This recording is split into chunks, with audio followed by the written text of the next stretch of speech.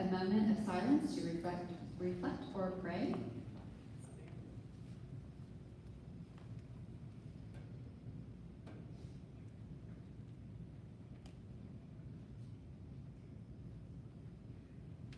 Okay, and our flag salute is going to be by Teresa Collado, and we are welcoming back Liz Barfield from South Africa, and she's going to do our forward test. Please join me in the Pledge of Allegiance.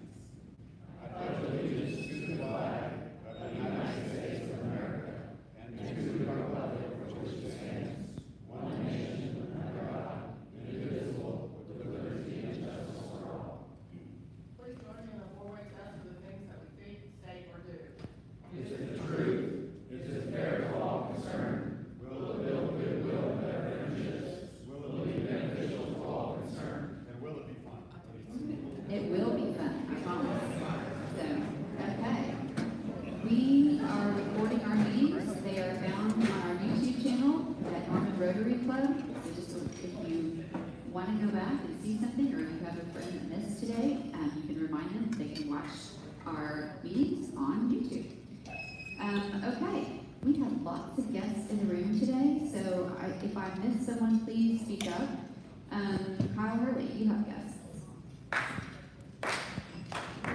Please help me welcome my uncle and my aunt, Uncle Dennis and Aunt Debbie. They are from Valparaiso, Indiana, so they are coming here and visiting my parents. So please help me welcome Dennis and Debbie. We have, well, Kyle Caldwell, you have our guest today. My wife Peter is here enjoying lunch with us today. Welcome. Vicky Chandler, you have a guest? I have Mandy Warren with me today. She's from the Norman Y and runs our youth and family department. That's all. You have some guests. Thank you. I have with me two guests that will have to stand. This is Javier. You might remember him 10 years ago. He was our Christmas entertainment over there on the piano and the cello. He's also a Paul Harris Fellow and one of our exchange students from 10 years ago. And he's back visiting Norman this week. Unfortunately, he has to leave before the game on Saturday, but he is on Saturday, so blue with that. And with him is Mario. They're from Madrid. And we don't only sell things, but we're going to kind of break the rules just a little bit. If you have any interest in traveling to Spain with a private tour guide, with all-inclusive things, they'll be happy to talk to you in the hallway after our meetings. Welcome back, Javier and Marie. We do have some visiting Rotarians. Lindy Lloyd is from the Legacy Club. There you are, welcome. Carla McMorran, also from Legacy, and has a quick announcement to share with us.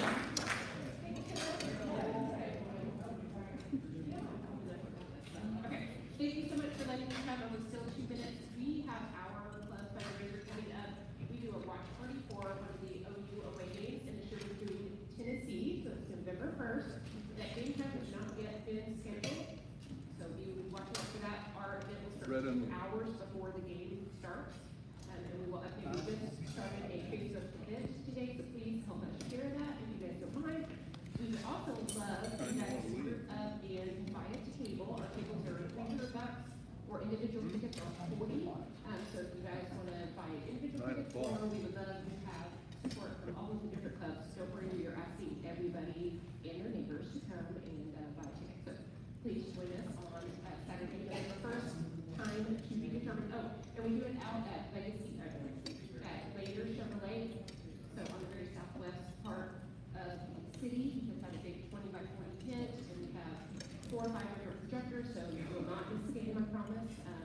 Once you are there, food and beer is on us, so that is one thing Legacy does really well, is entertain.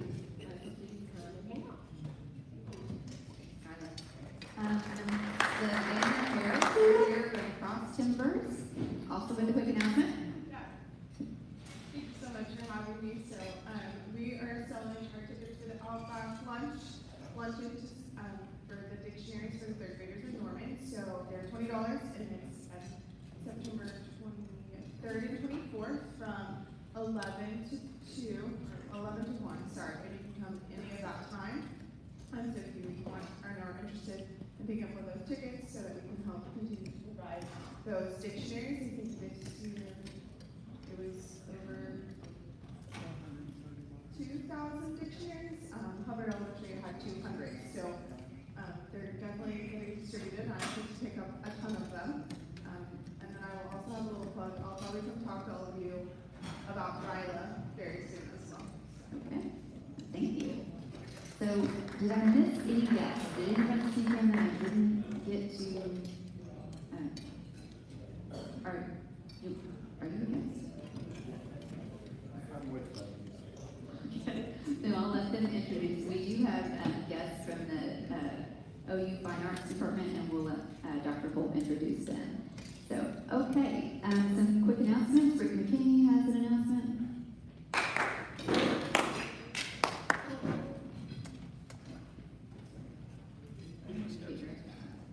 Okay, I've got two things to talk about today. One is, I want us all to give ourselves a hand for a full room today. This is an incredible crowd. Second thing is, we are just kicking off Student of the Month for this year, which is a real fun thing we do. We meet some amazing young people. Applications will be coming in for the next 3 weeks, and then we have an evaluation period. And then we invite 3 of the students from the 3 high schools here every month until May, when we name a Student of the Year. I head up that committee. There's a number of us that have done this for years. If you would like to participate in that evaluation process, I invite you to do that. We need a few people, and I just ask that if you can do it, I need us to do it in a timely fashion. We'll have applications in by the middle of September, and then we'll have about 10 days to evaluate those. And it's a digital online evaluation process. So get with me after the meeting today, and we'll get you signed up. Thank you. Thanks, Rick. Rick has coordinated the Student of the Month program for quite a while now and does a great job. So if you're interested in helping, please do. I have served on that committee for several years now. It's actually a lot of fun to meet the kids as they come and visit us for lunch. One more thing, the evaluation process takes about 4 hours of your time. That's it. And then during the year, we'd like you to host those students when they come here. Thank you. And what do we do at the end of the year with this Student of the Year? What do they receive? The students get a $1,500 scholarship, each one of them. And that is for their education or going on in whatever path they follow. Yeah, so that's a great program. Okay, t-shirt sign-ups for the Rotary Be the Good shirt with our logo on it, as well as our Rotary Reader shirts are out in the hall again. This will probably be the last week that they're out there, but we'll send out a link in case someone decides at the last minute they want one or hasn't been here to sign up for one. We have a service project coming up in October that we will want to have the shirts for, so I want to go ahead and get the orders turned in pretty quickly. Going through my notes. I also want to mention, if you looked at your newsletter this week, and shout out to Stephen Miranda, who puts those out every week. It's a great service to us to know what's going on. Is everyone's phone going off? Everything okay? Okay. So you might have noticed there's a program change for next week. We are going to host Representative Tom Cole here, and so that's a big deal for our club. He is an honorary member, but we don't get to see him very often for very obvious reasons. But he should be here next week, and will be the program, chance to ask questions. We will probably be sending out a link to you to assess the number of meals. If you're going to be here, if you're going to bring a guest, please do let us know so we have an accurate meal count for next week. Okay. Last but absolutely not least, our member Gail Wilcox, who passed away recently, we do have information about her services.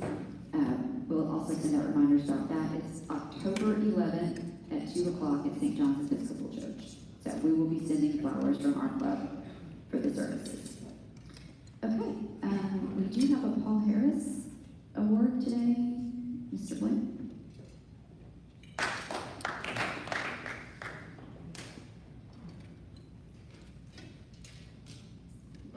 said last week, when Barbara McHenry got her multiple Paul Harris Fellow, the only thing better than giving the first Paul Harris Fellow is doing multiple Paul Harris Fellows. So please congratulate and appreciate Steve Moran as he comes up here.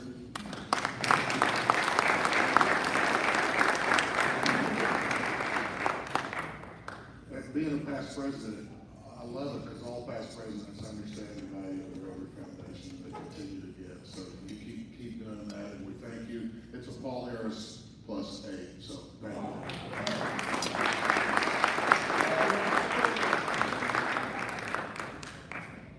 You know the drill. You've been up here, so you got it.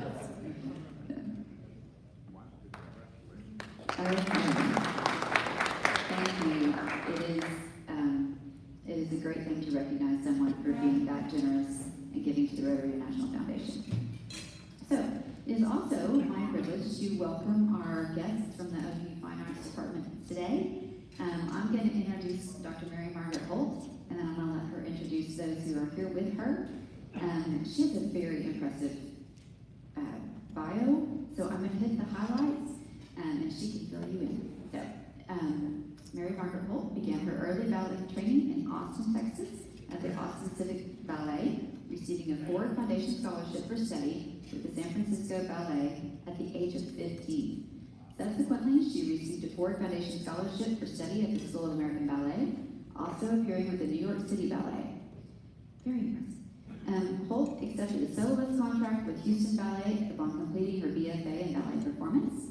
While a member of the Houston Ballet, she danced a wide variety of solo and principal roles in the classical and contemporary repertoire by choreographers including Stevenson, I'm going to mess these names up, Van Manen, Van Danzig, Petipa, Balanchine, I got that one, Terrace, and a few others. I will just not butcher them. She also performed principal roles in The Firebird, The Snow Maiden, and Don Quixote. She has performed as a guest artist, teacher, and choreographer with ballet and opera companies across the United States. Dr. Holt joined the dance faculty at the University of Oklahoma at the School of Dance as an assistant professor in 1991, was appointed director in 1998, and as director of the Oklahoma Festival Ballet, Holt choreographed over 40 ballets and operas and led Oklahoma Festival Ballet on tours to France, 6 of them, Austria, 2, Mexico, 3, Taiwan, China, and Ecuador. Her students have performed with the Miami City Ballet, Pacific Northwest Ballet, Ballet Arizona, Ballet Austin, Alvin Ailey American Dance Theater, Orlando Ballet, Oklahoma City Ballet, and Tulsa Ballet. She has been an honoree at the 2nd National RDA Festival in Pittsburgh in 2007 and received the Corps de Ballet International Lifetime Achievement Award in 2020. She has served on the dance panel of the National Endowment for the Arts and been a panelist on Women in the Academy at Oxford. She is a recipient of the Governor's Art Award, the Presidential Professorship, and the Regents Professorship at OU, where she also holds the John and Mary Nichols Chair in Dance. In 2022, Holt was inducted into the Oklahoma Higher Education Hall of Fame. Please welcome Dr. Mary Margaret Holt.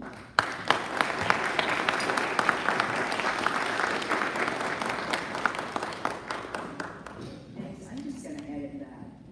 And full disclosure, I am not a doctor, but thank you for the confidence. I have an MFA in dance, and so a performing arts MFA is considered a terminal degree, but PhDs don't consider it a terminal degree, and I vouch for them because my colleague, who I'll introduce a little bit later on, in fact, is doctor. It's so great to be back. This is something we look forward to every single year, to having the opportunity to see some really good friends here and interact with the group and make some new friends and talk about what we unabashedly love to do at the University of Oklahoma, which is serve our students, our faculty and staff, and our programs, and also at the very most basic level to serve the art forms. So we feel fortunate to be here. Lived in Norman, Oklahoma well over 30 years, and I don't think I thought I would live here that long when I first moved, but it's just a great place to be, and so I feel super fortunate. My son grew up here, he went to OU, and then he said, Mom, I'm going to New York, and you can't stop me because you did it too. And I didn't. And so he's saying, on the East Coast, but comes back every year, sometimes to see me and maybe more frequently for football. So it's great to be with you again. As we do every year, we have well over 400 events in the College of Fine Arts in our 5 schools in music, musical theater, dance, drama, and visual arts. So if you think your calendar isn't full now, it could be, because there's just something going on all the time. I have friends on the coast who say, well, what do you do out there in Oklahoma? And I go, here it is. Here's what we're doing. Our concert halls, our recital halls, our theaters are busy. Our art venues, the Lightwall Gallery and our Spotlight Gallery are busy all the time with student events, with faculty performances, and also with guest artists who come in to interact with our students and to visit us and contribute to our programs and give us a fresh perspective every now and then. We think that's exceedingly important. You have on your tables, I believe, or on the reception table outside, our season for the year for University Theater, 9 productions, and the first one opens the last weekend of this month on the 27th of September. It's Oklahoma Festival Ballet. It will be a newly revisioned Midsummer Night's Dream, but with all the wonderful Shakespeare elements and with the Mendelssohn score. After that, we will have the opera, Turn of the Screw, which will be in RPAC in Hallberg Hall in the Reynolds Performing Arts Center. If you haven't seen a psychological opera before, this is your chance, okay? Because Turn of the Screw is a little on the eerie side. Incredibly complicated music by Benjamin Britten, and our student performers are doing such a wonderful job, along with the stage director, Nicole Penley-Smith, and also our artistic director, Jonathan Shames. After the Turn of the Screw, we have Do Not Put Your Halloween Costume Away, because we're having a Halloween night. We're having a costume night for Mel Brooks' Young Frankenstein. It's called Young, but it's not a show for kids. But thank you for the nods. It's hilarious. So we would love to see you at Young Frankenstein. And then we close the fall season with a production of A Christmas Carol. And the interesting thing about A Christmas Carol, I think, is that in this production, it's a kind of reimagined version, and different characters momentarily assume the role of Scrooge at different points in the show. It will be in Weisenhofer Theater, and so very intimate setting for A Christmas Carol. We have a new schedule this fall, more compacted. Most of our shows are just running one weekend, 5 performances in one weekend, and we have no conflicts, we think, with football parking and with CNN or ESPN jumping on our frequencies and removing the sound from any show that we're doing in the theater. So that's the reason for our different schedules, so be sure you take a look at that. If you've had tickets to the second Friday in the past, you might want to consider the first Friday. That's what I would say. In addition to those, and Jonathan will talk with you about this full schedule of concerts and recitals and lectures throughout the year in the College of Fine Arts. So I just think Norman is such a great place to be. If you have parking concerns, shoot me an email, marymholt@ou.edu. I can't solve all the parking problems, but I know some secret places where I have successfully created parking. And I'm happy to share those with you. I do have 2 wonderful colleagues. I know that we're on a little bit of a time thing. 2 wonderful colleagues with us today. We have 12 new faculty members in the College of Fine Arts this semester and 6 new staff members. So we have a fresh look at a lot of what we're doing and are super excited about it. One of our very welcome new colleagues is Kimberly Worrell. Kimberly has had a wonderful career in arts management and in fundraising and arts admin, and I'm going to ask her to tell you a little bit more about herself. This is her 4th day, count them, and she's still coming back pleasantly, and so we're thrilled to have her as our Director of Development. Kimberly?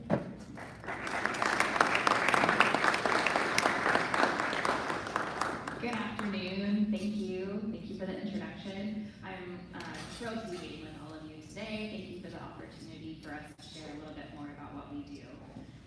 I am previously the Chief Development Officer for the Oklahoma City Museum of Art in downtown Oklahoma City. If you are familiar, it has the 55-foot tall Chivalry Tower in the front lobby space.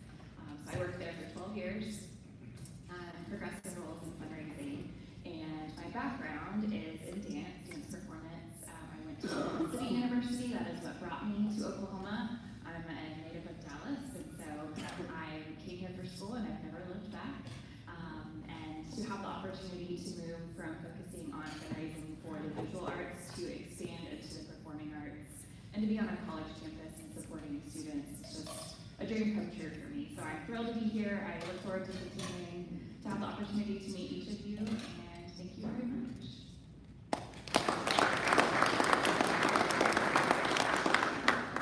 Thank you, Kimberly. We don't want to say we stole her from the Oklahoma City Museum of Art, but when I saw her resume in our application file, I just could not have been happier. So it was easy to say, that's the person we need. And we're just so delighted to have Kimberly with us. I came from south of the Red River too, that town that bleeds orange. So we have renegades in Oklahoma who have migrated, and another one will play for you later, who have migrated up from Texas. Do you have any questions for me about the College of Fine Arts or anything we're doing? Yes. How about your student numbers? What do they look Our like? student numbers are great. We've had an increase in incoming freshmen. Well, you may have heard that the University of Oklahoma has 6,250 something freshmen this year, which is a record. And if you're trying to drive into campus at 8:30 in the morning, you'll be sure that's true. Okay.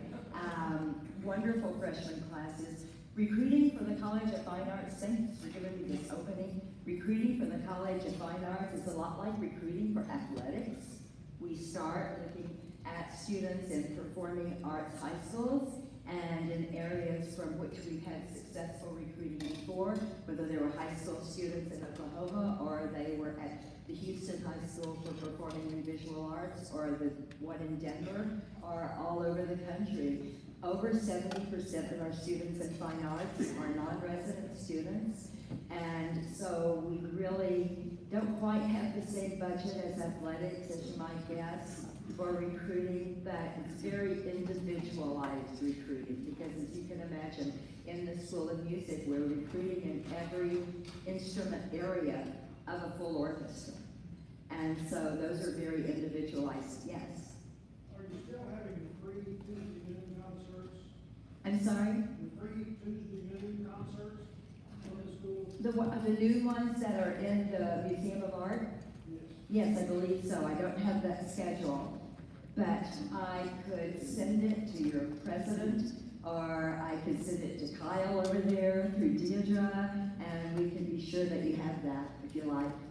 Be happy to do that. That's a wonderful collaboration. 30 minutes of free music, anybody can put up with that. That's right, I know. I go to, out of our 400 events, I don't go to 399, but I go to a lot of them. And every once in a while, a friend or colleague will say, wow, you're just going somewhere, you're doing something every night, but who minds getting paid to hear music, right? Or see musical theater, or go to art museums. I think I wouldn't discuss this with anyone, but I may have the best job in the room. That's what I think. Any other questions? All right. Okay, well, I'm so happy to introduce my colleague, Dr. Jonathan Nickel, who he will tell you right away, I'm Jonathan Nickel, I'm a saxophonist, so I stole your line.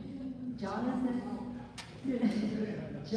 is the director of our School of Music, and our enrollment is at over 1,200 in the College of Fine Arts. School of Music is our largest school in the college, followed by Visual Arts. And so, Jonathan, that means more students, more faculty, more everything. So we keep the text messaging hot. That's what I think is happening, because that can be just about any time. Anyhow, I greatly enjoy working with Jonathan, and he's going to tell you some things about the School of Music. We have a publicity piece for the School of Music he will share with you, And our performers today are from the School of Music, and I just heard them at the Opera Musical Theater Guild event the other night, and you're in for a super treat. Jonathan, thank you.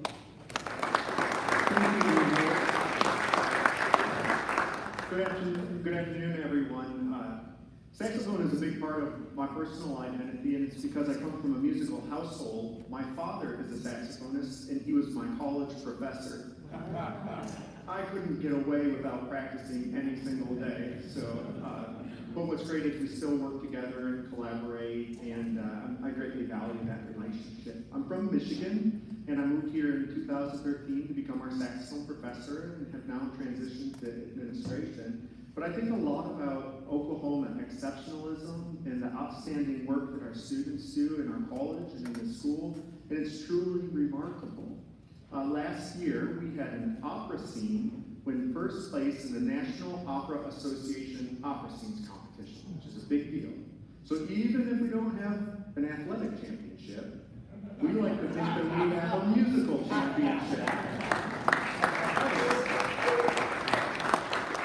And another interesting one, we sent a tuba euphonium quartet to Spain to compete in the International Tuba Euphonium Quartet Competition. And undergraduate students, 19 and 20-year-olds, won second place in this major international competition.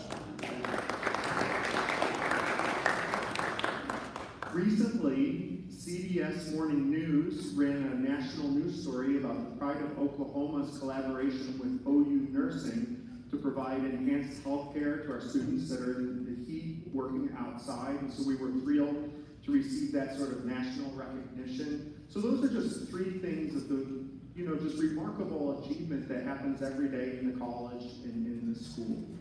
I'd like to personally invite you to come and hear some concerts or see some lectures.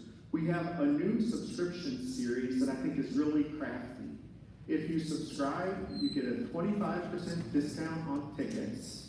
You receive 10 tickets that can be used at any school music ticketing event. So you could bring friends, you could use, well, we would love it if you brought 10 people to one concert. That would be terrific. You can space them out among the school year. We just wanted to create something that was extremely user-friendly, that we would hope would encourage you all to come and hear the extraordinary work the students do. This coming Thursday, a week from today, on September 25th at 8:00 p.m. is our musical Mosaic concert. This will feature bands, orchestra, choir, solo groups, pianists, jazz band, and close with the Pride of Oklahoma Marching Band. Then if you'd like to get a sense of the broad array of music that happens in the school, that would be a great event to come to. And the ticket would be available from the season subscription. So what happens every day in the School of Music is we have students playing professional music. It's amazing. I hope you can tell how proud I am of the program and the work that the faculty, students, and staff do. So I thought to make the most important introduction, I bring some talent with us. We have Catherine Kimbrough, who's a new graduate student, comes from South Carolina. We'll sing, are you in the Benjamin Britten opera? Yes, I am. Okay, so this is like a sneak peek of what you would hear if we came to that opera. And Professor Tyler Tucker is a new vocal coach, assistant professor. He was teaching at University of Binghamton in Binghamton, New York, and has lots of experience in the professional opera world. So we're thrilled that he's joined the faculty. So would you like to hear a song? Tyler, will you tell them what you're going to... Oh, yeah, absolutely. I probably should let her do it, but we're doing Quando Me Vo from Puccini's La Bohème, and she wants to say a little bit about what's going on. I could, but it'll sound better. Yeah, so has anyone seen La Bohème before? Yeah, lots of stands here. In this scene, it's Christmas Eve, this character Musetta is at the bar with her old man boyfriend, and across the bar she spots her very hot, much younger ex-boyfriend, but he's not paying attention to her, and she's like, I want him. So she improvises a song about how beautiful she is, and that's what this song is.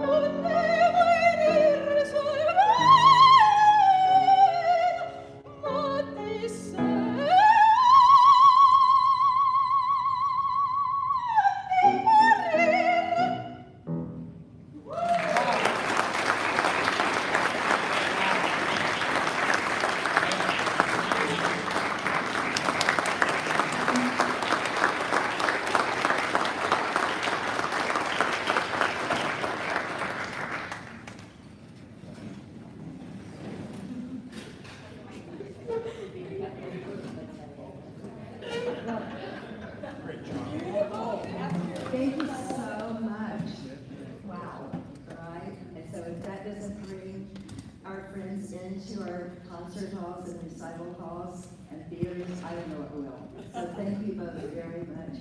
And thanks to all of you for inviting us today and for your hospitality. And I see a lot of people here that I've seen at previous, I was trying to think how many years we've been doing this. I'm not sure, a while, 10 maybe, something like that. Anyhow, we're very, very grateful for the opportunity to speak to all of you. And when fall comes, wish you a wonderful fall. Thank you very much.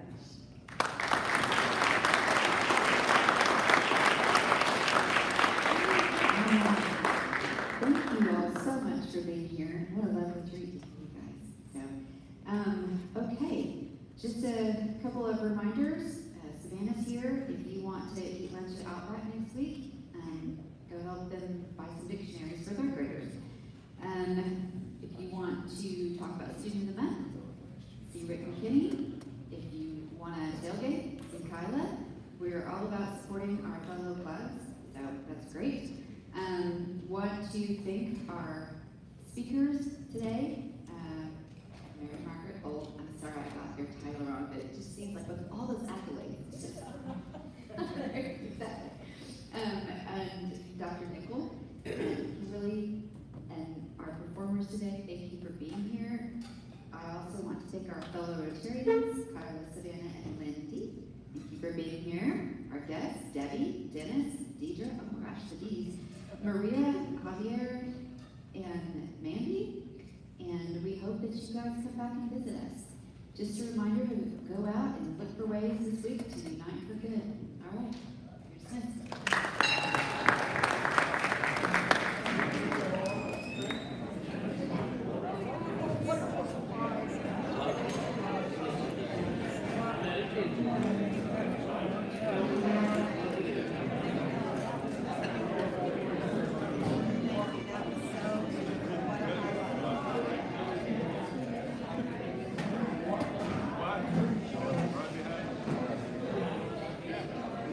That was awesome. Thank you so much. Yeah, that was great. Perfect selection for this.